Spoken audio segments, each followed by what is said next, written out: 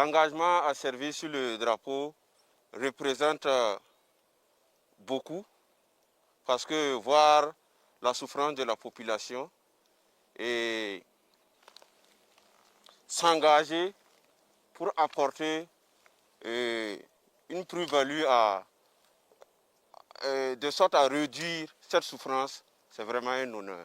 Et pour moi, il fallait nécessairement s'engager sous le drapeau et apporter ma contribution. L'unité et mes frères d'armes représentent pour moi une famille. En ce sens que nous avons vécu beaucoup de situations ensemble et a contribué à renforcer nos liens. Un jour de 8 juillet 2022, où mon gosse a reçu pour mission de faire la reconnaissance de certains villages. Et au cours de notre reconnaissance, nous avons été pris à partie par l'ennemi. Et moi particulièrement avec mon équipe, on se retrouvait sur un terrain qui nous offrait moins de protection, ce qui compliquait un peu la manœuvre pour moi et mon équipe. Et là, mes camarades qui étaient avec nous ont eu à mener des actions vraiment fulgurantes pour nous soustraire du feu de l'ennemi. Ce jour, j'étais blessé. Et malgré la blessure, j'ai combattu. Je ne sentais même pas que j'étais blessé parce qu'il y avait l'adrénaline. C'est lorsque nos camarades ont pu nous soustraire des feux, c'est en ce moment que j'ai commencé à sentir que j'étais touché au niveau de l'épaule. Et là, ils ont pris soin de moi. Là-bas, ce qui m'a marqué, c'est l'engagement de mes camarades à coûte que coûte, ne pas me laisser sur le terrain. Les premiers soins qu'ils m'ont donnés m'ont vraiment marqué et j'ai dit waouh, il fallait que je m'engage aux côtés de ces hommes.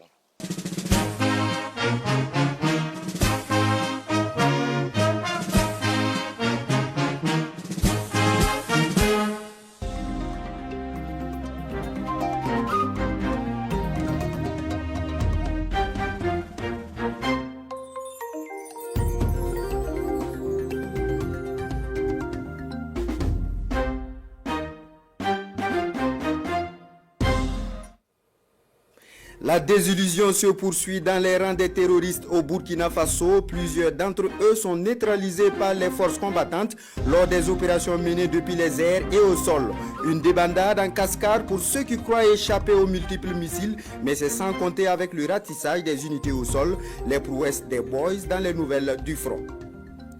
La révolution progressiste populaire en marche au Burkina Faso. Le chef de l'État, le capitaine Ibrahim Traoré, l'a expliqué hier à la montée des couleurs. Dans son discours, il prône la vigilance face à l'ennemi et invite les populations au respect de l'ordre et de la discipline. Retour sur ce discours dans cette édition. Retour également dans cette édition sur le lancement des travaux d'intérêt général de 75 jeunes interpellés par les forces de sécurité pour fait d'incivisme à Ouagadougou. Des citoyens saluent la sanction et invitent les autorités à aller au-delà, voire l'appliquer aux adultes. Quelques réactions à suivre. Interdiction de circuler pour les camions gros porteurs hors gabarit au Mali. La mesure est officiellement rentrée en vigueur hier 1er avril 2025. C'est une décision du gouvernement conformément à l'UOMOA. Les détails de cette décision dans la page AES. Voilà pour les titres de ce journal. Bienvenue à tous. Les nouvelles du front pour commencer. D'intenses combats ont été menés par les boys contre l'ennemi les 2 dernières semaines du mois de mars. De la région du centre-est à la boucle du Moun, le Sahel et le Nord, pendant que les combattants du ciel crachaient du feu sur les bases des terroristes, les unités au sol leur faisaient regretter leur enrôlement du côté des bandits. Les différentes opérations avec Bienvenue Tansa. Les 2 dernières semaines du mois de mars ont été intenses en combat et plusieurs grandes opérations se sont poursuivies sur l'ensemble du territoire. Les unités au sol ont fait face vaillamment à plusieurs assauts de l'ennemi et mené des opérations offensives également. Ce 18 mars, au centre-est à Bobende, non loin de Yargatenga, des criminels ont pris d'assaut une position de nos forces combattantes. Ils ont été copieusement matés, abandonnant cadavres et armes sur place.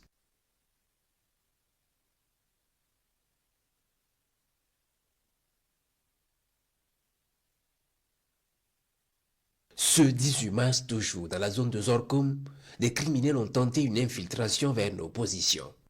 Ils ont été détruits avant d'y arriver grâce à l'ingéniosité des forces. Leurs cadavres sont partis en morceaux.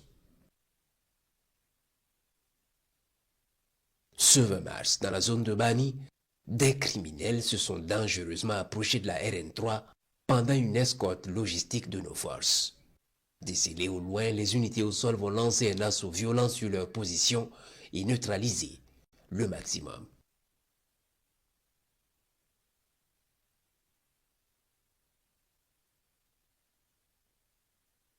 Dans la zone de Mani, ce 24 mars, des opérations ont permis de neutraliser des criminels et de faire un prisonnier. Ce 28 mars, dans la zone de Titao, les hommes du bataillon d'intervention rapide ont tendu une embuscade à un guetteur qui espionnait les positions amies. Ce 29 mars, les hommes du 6e BIR ont intercepté une mission logistique des criminels dans la zone de Taparco. Ce même jour, le 25e BIR en reconnaissance dans la zone de Bama a neutralisé des guetteurs ennemis. Ce 30 mars, les combattants de Libasso en reconnaissance offensive à Tiémé ont pris contact avec l'ennemi en neutralisant certains et récupérant du matériel.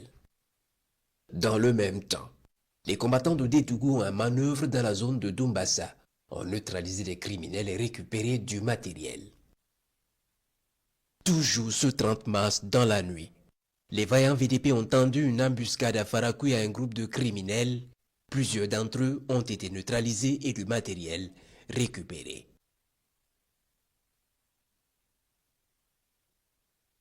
Ce 31 mars, les unités du 16e BIR en reconnaissance offensive dans la zone de Kongoussi ont neutralisé des criminels et récupéré du matériel. Dans les airs, plusieurs opérations ont eu lieu. Ce 16 mars, les observations dans la zone de Tio ont permis de repérer plusieurs criminels à moto s'approchant dangereusement de nos forces. Ils sont suivis minutieusement jusqu'à une zone où ils se retrouvent.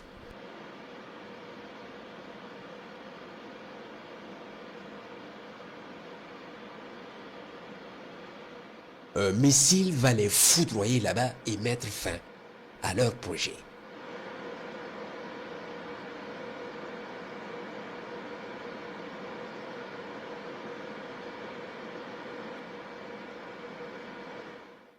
Ce 18 mars, il est 12 heures dans la zone de Gorgadji, lorsque la surveillance permet de détecter une importante réunion de cadres terroristes à Djika.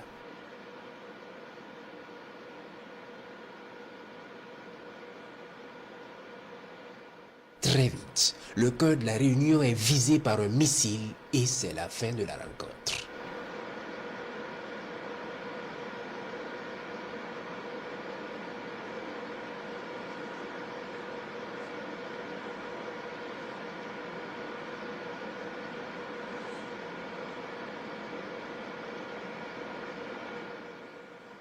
Après la débandade, certains reviennent pour essayer de sauver leur chef.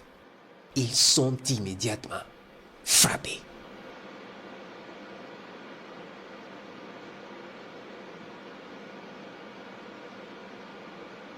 Ils brûlent dans les flammes.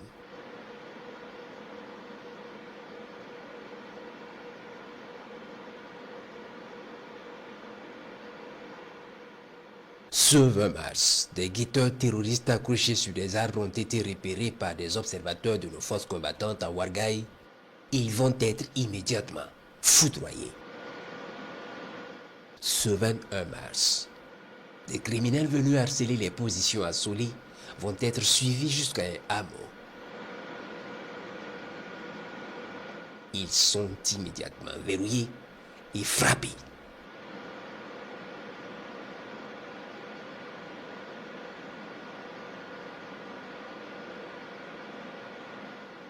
Ce 23 mars, pendant que le rouleau compresseur des unités au sol est déployé dans la vallée du Sourou, les criminels tentent de sauver des moyens en fuyant vers le nord.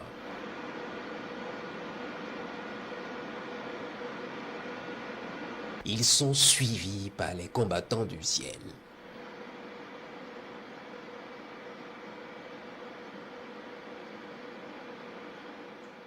Puis sentant le danger planer sur leur tête, ils prennent leur famille pour en faire un bouclier humain. Ils sont observés dans leurs manœuvres perfides et ignobles. Les combattants du ciel patientent, attendent des opportunités de frappe.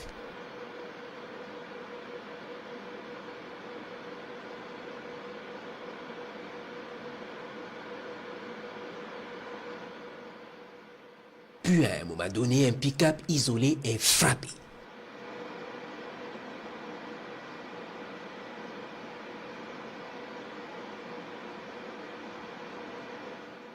Les criminels resserrent à l'intérieur des civils pour échapper aux frappes.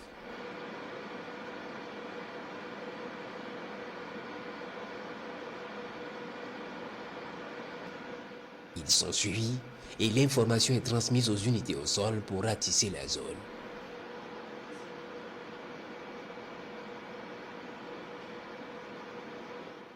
L'armement du véhicule est récupéré et le message passé aux criminels qui utilisent leur famille comme bouclier.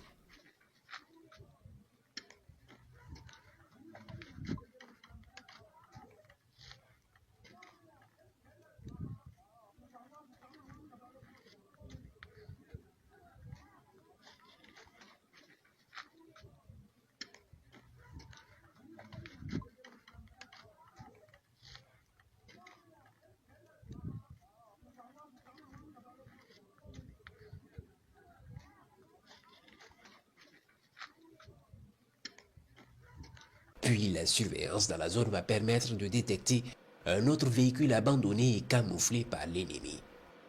Il sera détruit immédiatement.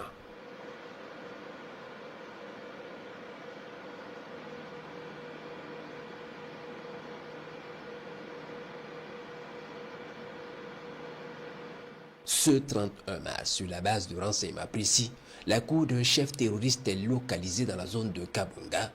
Une rencontre de criminels s'y tient. Ils sont observés. Puis à un moment donné, un missile dévastateur va fendre le ciel et s'abattre sur eux.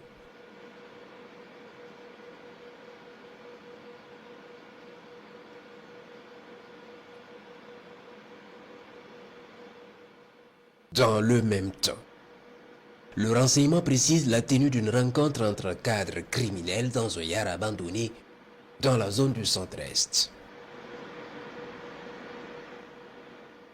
Ces criminels responsables d'exactions contre les populations civiles et nos forces vont voir leur corps disparaître sous l'effet d'une frappe d'une violence sans pareil.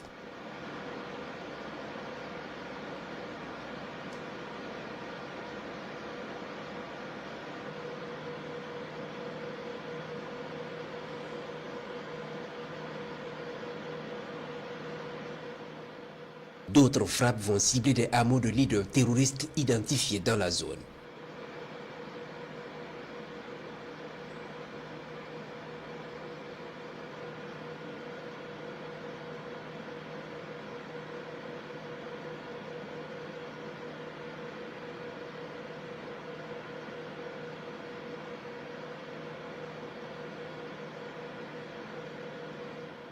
Ce 1er avril, la traque aux leaders terroristes va se poursuivre dans la zone de l'Est. Khalidou, le chef terroriste opérant à partir du parc d'Arli, est repéré et identifié.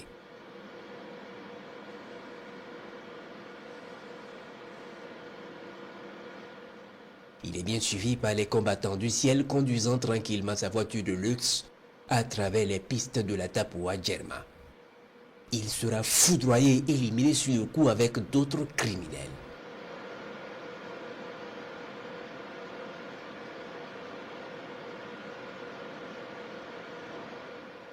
Puis un autre missile va confirmer la destruction totale du criminel avec son groupe.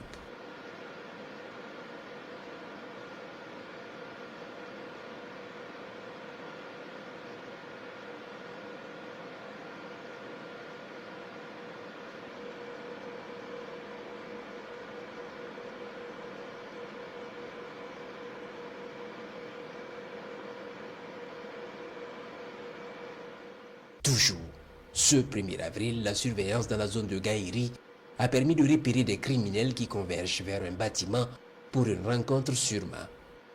Ils sont suivis.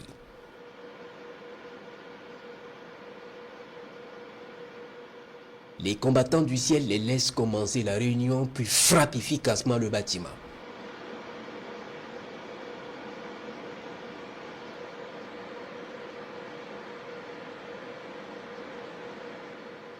Dans le même temps, d'autres vecteurs en surveillance dans la zone de Futuri vont repérer un véhicule pick-up dans le village de Yiritagi en fuite vers le nord.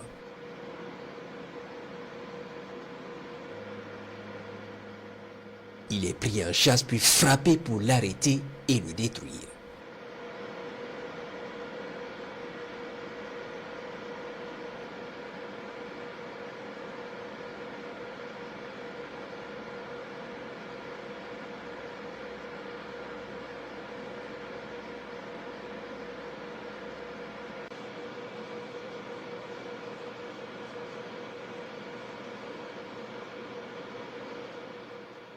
Puis au même moment, les vecteurs en surveillance dans la zone de Kompienga vont repérer des criminels s'approchant dangereusement de l'axe Pama-Kompienga en vue de mettre un dispositif d'embuscade contre une de nos unités en manœuvre dans la zone.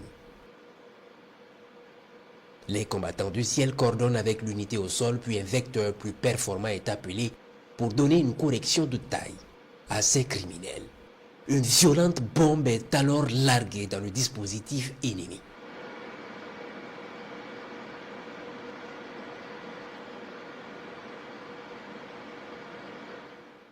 Et c'est la débandade. Les rescapés sont suivis jusqu'à leur base de repli, puis effacés totalement pendant que les unités au sol ratissent.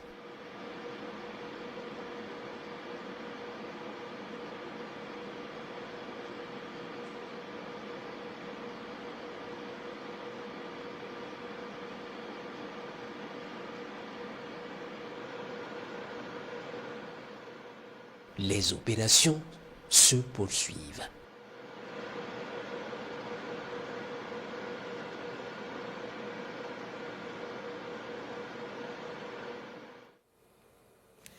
La révolution progressiste populaire, c'est la nouvelle démarche du Burkina avec le capitaine Ibrahim Traoré. Le président du Faso l'a signifié hier lors de la montée des couleurs au palais présidentiel. Dans son discours, il invite tous les Burkinabés à l'ordre et à la discipline pour le développement.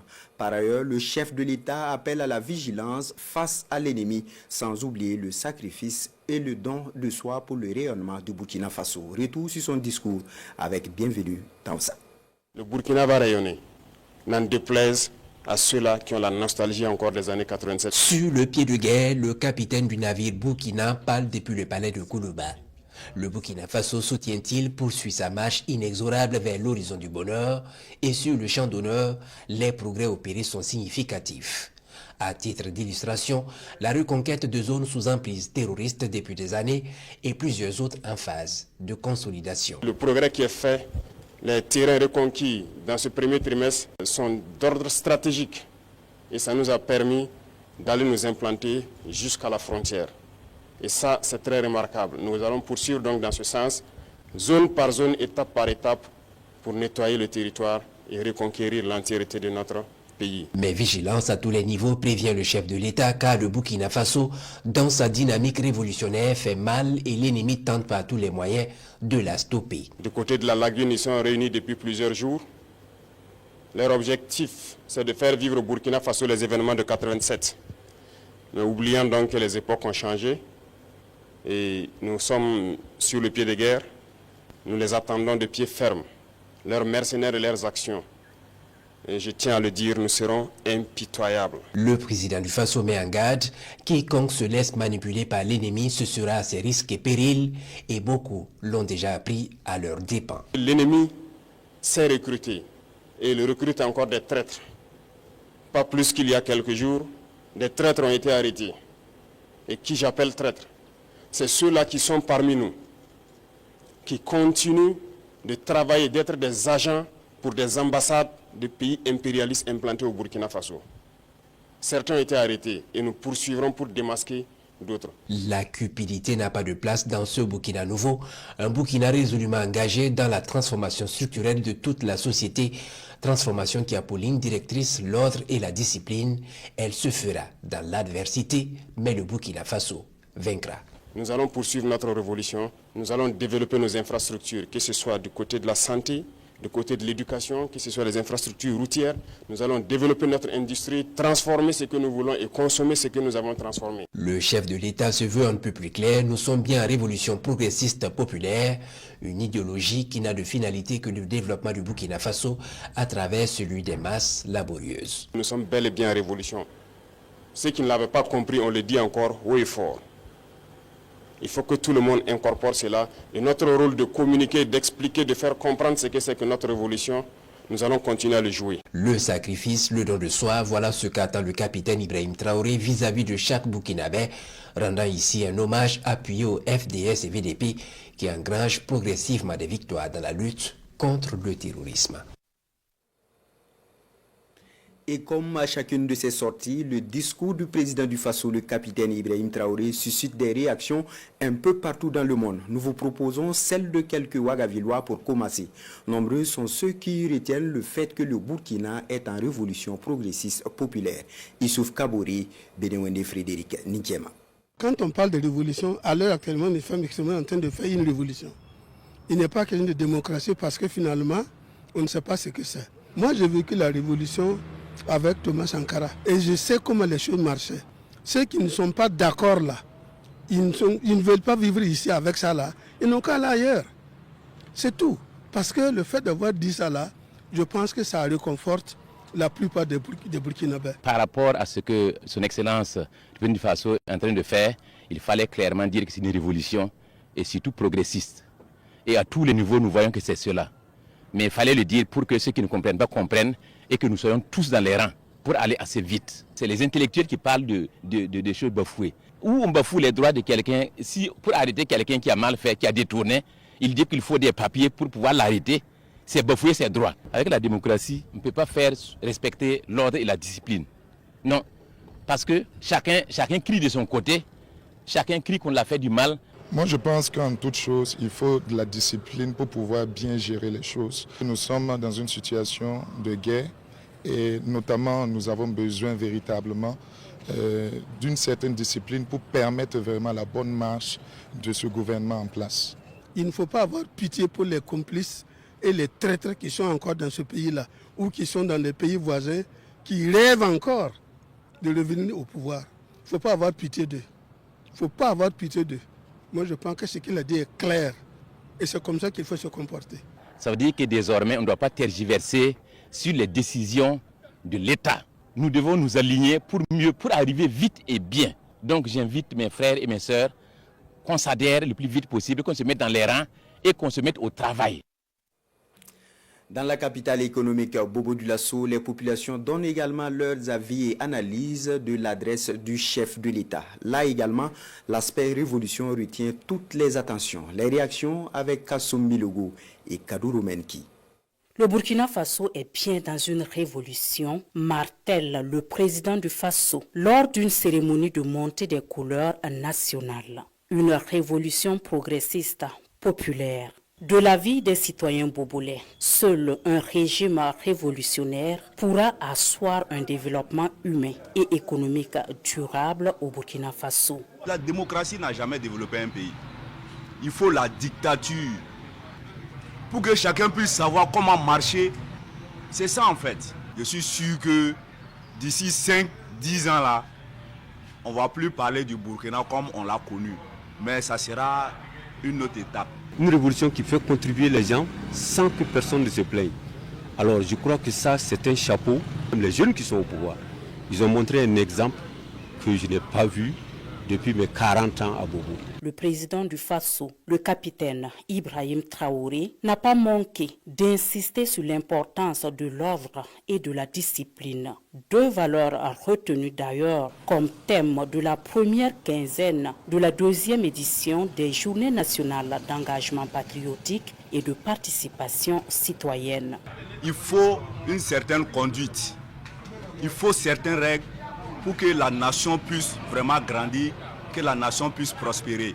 C'est pour dire que nous ne sommes plus en liberté comme avant, parce que trop de liberté tue la liberté. La fin de la récréation est donc sonnée et ce ne sont pas les élèves qui diront le contraire. Hier, j'ai suivi les infos, j'ai vu que 75 élèves ont été punis.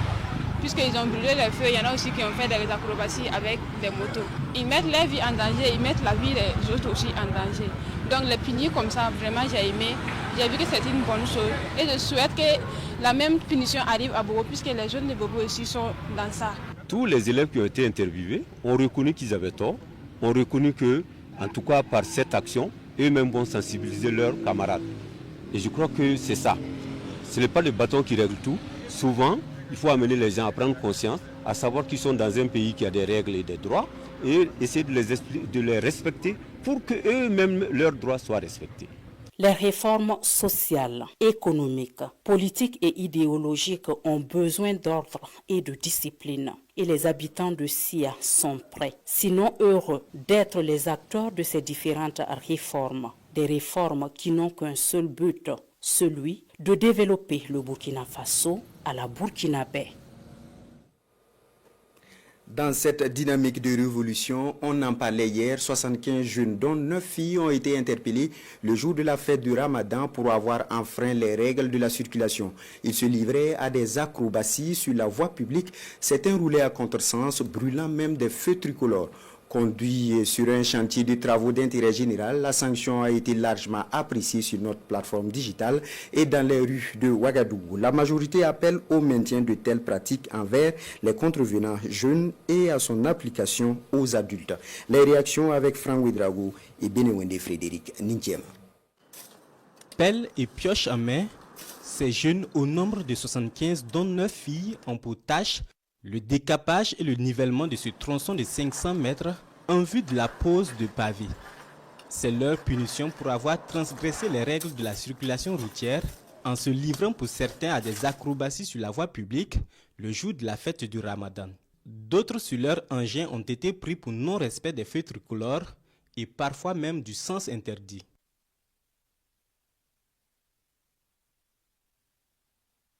Si le gouvernement continue dans ce sens-là, ça va permettre en tout cas de recadrer beaucoup de choses. Il faut raisonner ces jeunes-là. Il faut les amener quand même à comprendre le bien fondé du respect des valeurs de la société, des textes aussi en vigueur. Donc je pense que c'est vraiment une leçon. Moi je pense que on dit quand on gifle l'insensé, le sage devient plus sage.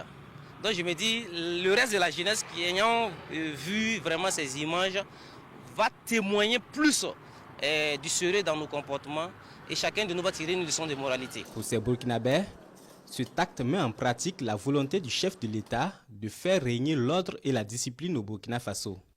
Chaque Burkinabé doit donc s'aligner derrière la dynamique pour imprimer un Burkinabé nouveau, conforme à l'appellation pays des hommes intègres. Pour moi-même, tous ceux qui brûlent le feu là, il ne faut pas qu'on les fasse payer. Parce que tellement... Payer les 2 000, les 10 000, les 5 000, c'est très facile à payer. Si on t'arrête, une semaine, la loi doit être comme ça, une semaine de travail public. Si tu n'as jamais vidé le caniveau, tu vides une semaine, tu fais plus ce que tu fais, le feu est là, tu vas t'arrêter. C'est dire que ce sont des Burkinabés qui appellent à la multiplication de tels actes et mieux, à plus de fermeté contre tout acte d'incivisme. Toutes les générations doivent être concernées et le champ d'application élargi, insiste ces Ouagalais. Cet acte vise principalement à sensibiliser et à créer des citoyens burkinabés plus responsables. D'ailleurs, ces 75 jeunes, en plus des travaux d'intérêt public, ont également bénéficié de séances de sensibilisation sur les valeurs que prône la nation burkinabé. Des valeurs qui pour la plupart sont intégrées dans le ditanier, l'hymne national qu'ils entonnent tous en chœur ici. À la conquête de la liberté et du progrès, la patrie ou la mort nous fait prendre. Et puis, dans le cadre de la célébration de la 2e édition des journées d'engagement patriotique et de participation citoyenne, le ministère en charge de la justice lance une série de conférences à travers le Burkina Faso pour sensibiliser sur le civisme, l'ordre et la discipline en milieu scolaire et universitaire. 30 conférences de sensibilisation se tiendront dans les 13 régions du Burkina Faso, dont 6 dans le centre. Le lancement officiel des conférences avec Sekou Zango.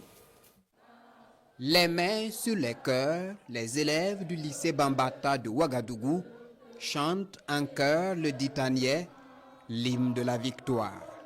En face, des membres du gouvernement et leurs collaborateurs. Le drapeau national ainsi honoré, le ministre de la Justice, des Droits humains, chargé des relations avec les institutions garde des Sceaux, exprime aux scolaires et universitaires son vœu le plus ardent. Je fonde l'espoir que vous en sortirez tous ambassadeurs de l'ordre et de la discipline. Et c'est parti pour 30 conférences en milieu scolaire et universitaire sur l'ensemble du territoire national. Une série de sensibilisation des cadres de demain sur l'importance d'avoir l'ordre et la discipline comme boussole de vie. À l'échelle scolaire, l'ordre et la discipline consistent à respecter les enseignants, à respecter ses camarades, à respecter le règlement intérieur, à respecter les décisions de l'administration scolaire. C'est aussi respecter les biens publics et assainir son cadre de vie. C'est également être à l'heure à l'école. C'est être sage et studieux. Un ensemble de valeurs que doit incarner chaque Burkinabé, à commencer par la cellule familiale et surtout le cadre scolaire et universitaire, véritable tremplin de formation de citoyens modèles. Nous sommes alignés sur le mot d'ordre qui est donné avec les orientations de son Excellence le Président du Faso, chef de l'État, le capitaine Ibrahim Traoré, qui vous dit qu'il n'y a pas de nation qui se construit dans l'indiscipline. Sans discipline, nous sommes voués à l'échec. Donc notre appel envers vous, vous les élites de demain, vous les bâtisseurs de demain, vous les personnalités de demain, vous les parents de demain, c'est que vous intégrez ces valeurs en vous. Au-delà de ces valeurs, ces élèves sont invités à promouvoir partout le patriotisme et la citoyenneté pour construire un Burkina Faso fort. Et qui dit patriotisme dit cohésion sociale. Cette valeur est promue un peu partout au Burkina et beaucoup plus à la faveur des journées d'engagement patriotique. C'est le cas à Sian, un village de la commune de Kaya, où dans un périmètre aménagé, plusieurs communautés s'y retrouvent pour la culture vivrière. On y trouve des Mossi, des Yarsé, des Peuls, des Gouroussi et des Gourmachi. La preuve d'une cohabitation pacifique, nous disent Martin Ouedraogo et Yacouba Kwala. Aux abords des berges du barrage de Signan, dans la commune de Kaya, ces communautés, autrefois déplacées internes, se côtoient au quotidien dans cette ferme agricole. Il y a plusieurs communautés ici. On vit ensemble sans problème. On y trouve des Mossi, des Peuls et autres ethnies ici. Nos enfants travaillent ici, nous travaillons également ici et nous gagnons notre pain quotidien. Aujourd'hui, nous sommes revenus et nous nous entendons très bien. Je suis vraiment avec la population. Je suis intégré. Je fais de la culture vivrière avec la population de Tuessé et par le biais du chef qui m'a donné les parcelles. Je remercie le chef et la population pour la cohésion. La cohabitation pacifique est une réalité ici. Notre vivre ensemble est parfait. Il n'y a pas de souci. Nous sommes nés et grandis ensemble ici et donc pas de problème. Plusieurs facteurs me lient avec les Mossi. Nos enfants et nous-mêmes se sont mariés aux Mossi.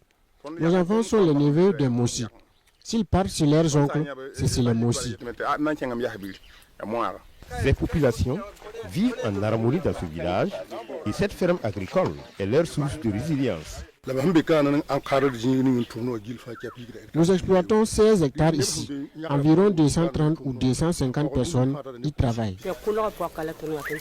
C'est dans cette ferme que nous travaillons au quotidien. Nous n'avons pas autre lieu d'activité, c'est ici que nous trouvons notre pitance quotidienne. Cependant, cette ferme agricole fait face à une difficulté. Il n'y avait plus à boire ici parce que le barrage est tari. Donc nous avons creusé des puits pour permettre aux exploitants d'avoir l'eau à boire. Parce qu'ils viennent le matin pour repartir le soir. C'est risqué pour eux de boire l'eau du barrage. Notre principale difficulté, c'est le manque d'eau. Et cela est un problème pour notre élevage.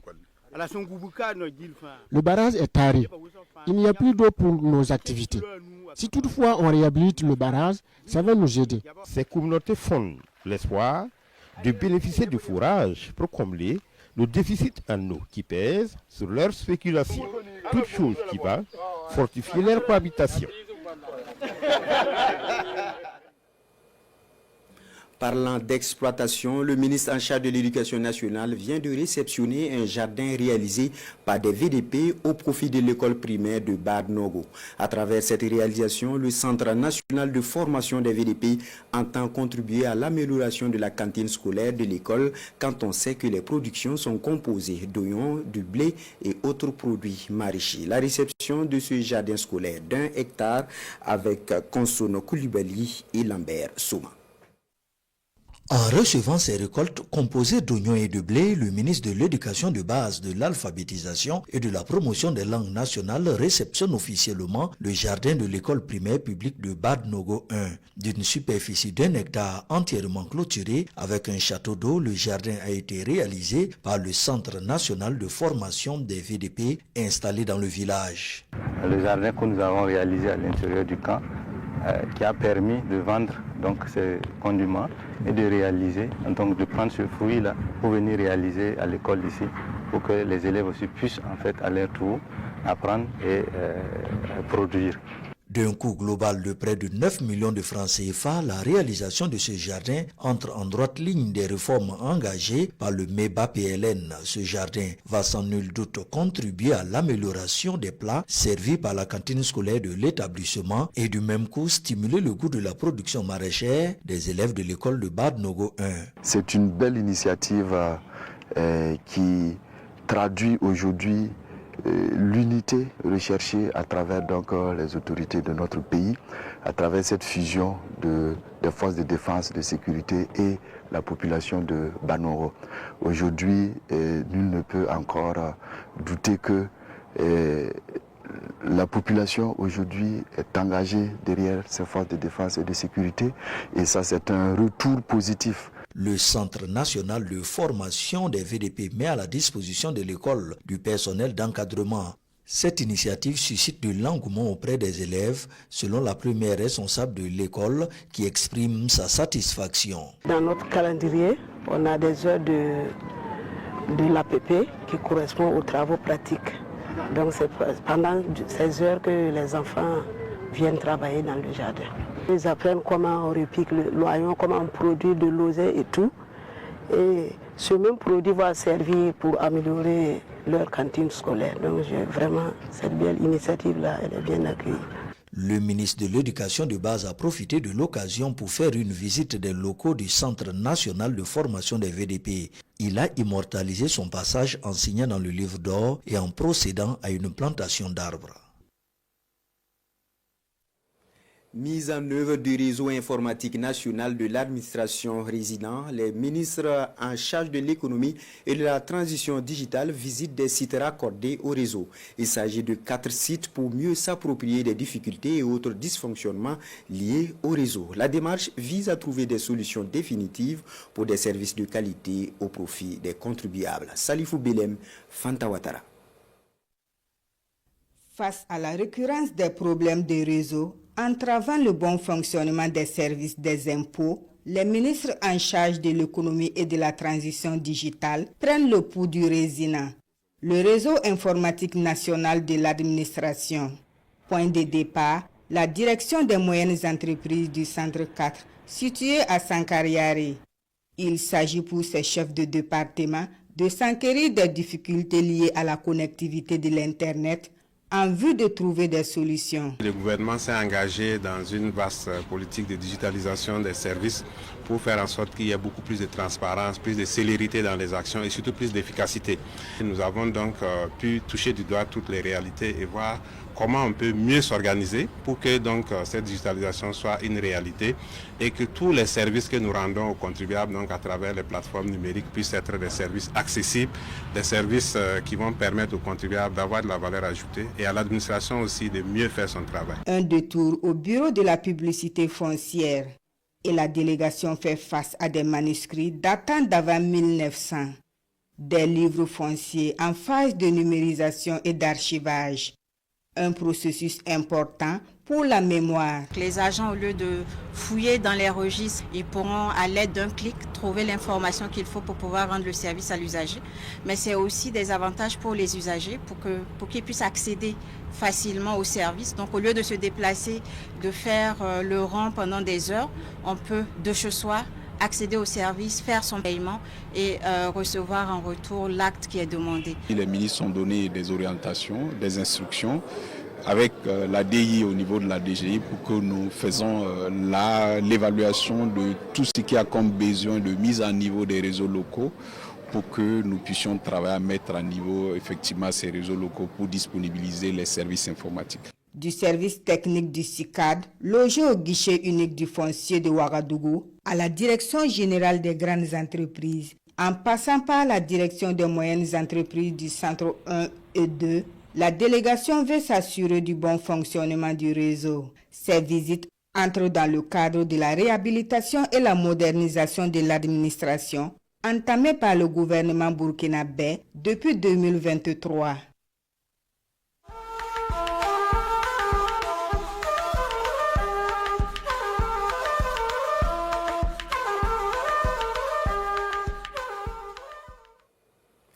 Après un délai de 3 mois accordé, la mesure interdisant la circulation des gros porteurs hors gabarit est rentrée en vigueur ce 1er avril au Mali. C'est une décision du gouvernement qui vise une conformité avec le règlement 14 de l'UEMOA relatif au respect des normes de gros porteurs. Elle permet aussi de limiter la surcharge, nous disent Aruna Diara et Boubacar Bablé Touré. La circulation des camions gros porteurs hors gabarit et hors normes n'est plus autorisée sur le territoire malien.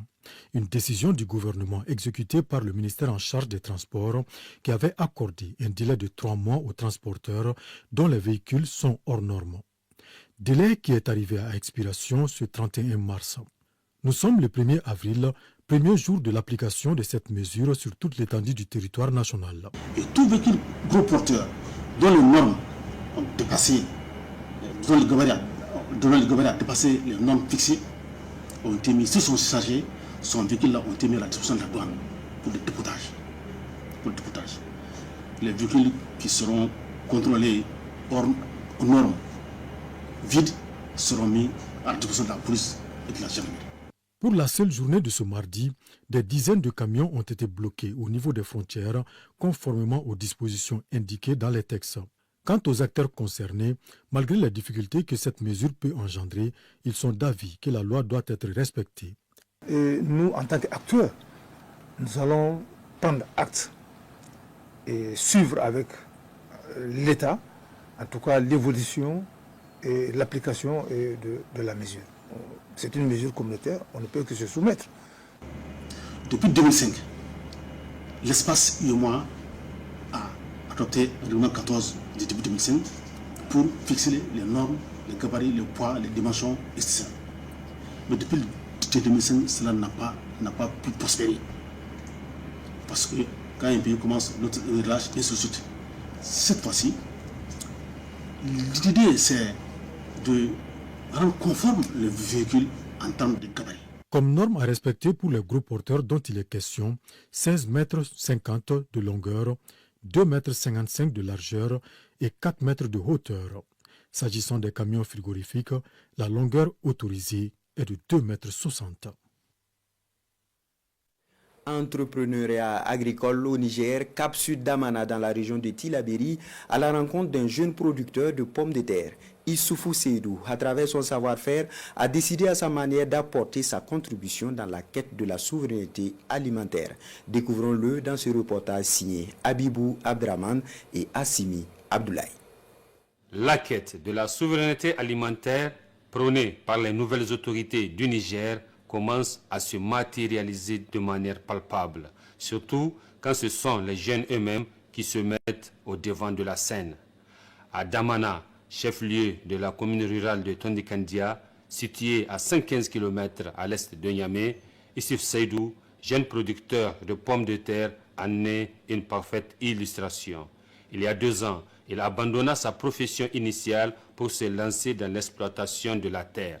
Aujourd'hui, il est le principal fournisseur de pommes de terre de la localité.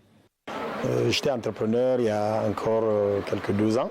Je suis revenu au village et je suis devenu producteur de pommes de terre.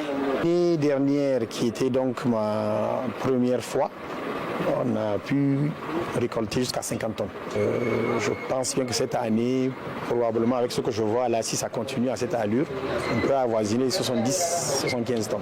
Cependant, le seul bémol que rencontrent les producteurs de la pomme de terre est celui de la conservation de la production. Aussi, ils appellent au bon sens des décideurs pour mettre à leur disposition des magasins appropriés. Le problème que tout le monde a, c'est sur la revente. Puisque tout le monde récolte en même temps, alors le marché il est inondé.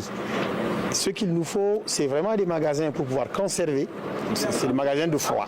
Voilà. Pourquoi je dis des magasins de froid? La pomme de terre elle se conserve entre 4 et 6 degrés et avec 80% d'humidité et beaucoup de ventilation.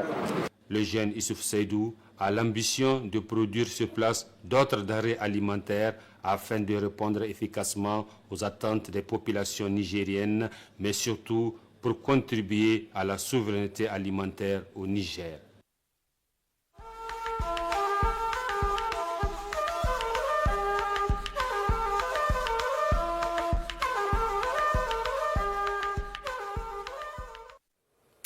De la culture à présent avec le festival artistique Abandiada Badou dans la région de l'Est. Il est la matérialisation de la parenté à plaisanterie qui lie les grandes familles Bangou et Yonli à Fadangourma. La première édition de ce festival s'est déroulée le week-end dernier et a réuni les acteurs de l'éducation, les sages, les élèves et parents autour de plusieurs activités. On voit cela avec Désiré Ilboudo et Joël Tendambiga. C'est la première édition du festival artistique Abandiada Badou à Fadangourma. Elle est organisée par des familles liées depuis la nuit des temps, les Bangou et les Yonli. Transmettre les valeurs culturelles endogènes aux jeunes générations est l'objectif visé à travers ce festival. Les Yonli et les Bangou sont de la même famille. On aurait appris qu'ils seraient originaires de la Tapua. Abandiada, ça veut dire les neveux des Bangou. Une cohésion sociale, une cohabitation pacifique. Les liens d'abord, le vivre ensemble au-delà de nos divergences, qui va faire un écho dans beaucoup d'autres communautés qui certainement vont prendre l'exemple. Au-delà du volet festif, cette cérémonie se veut également une promotion de la paix et la cohésion sociale entre les différentes familles et communautés présentes. Il y a pas mal de déplacés des autres villages, d'autres ethnies qui se retrouvent effectivement à Fadangourma. Effectivement, ce genre d'activité, c'est amener les gens non seulement à se fréquenter et à cultiver la tolérance et à cultiver le vivre ensemble. Promouvoir la paix et la cohésion sociale à travers bien sûr les activités culturelles. Ça permet effectivement de faire connaître la culture des communautés aux plus jeunes et c'est en cela que nous trouvons que ce festival a toute son importance. Les festivaliers, en 3 jours de réjouissance, ont eu droit à des séances de lutte traditionnelle pour les tout petits, à des danses traditionnelles, ainsi qu'à une course cycliste pour les personnes handicapées physiques, entre autres. Tout à l'heure à 21h30, vous pourrez suivre votre émission Question majeure qui s'intéresse ce soir à un thème d'actualité, l'orientation idéologique du pouvoir politique au Burkina Faso. Un rendez-vous à ne pas manquer. Point final pour ce 20h. Merci de l'avoir suivi. À demain pour une autre édition.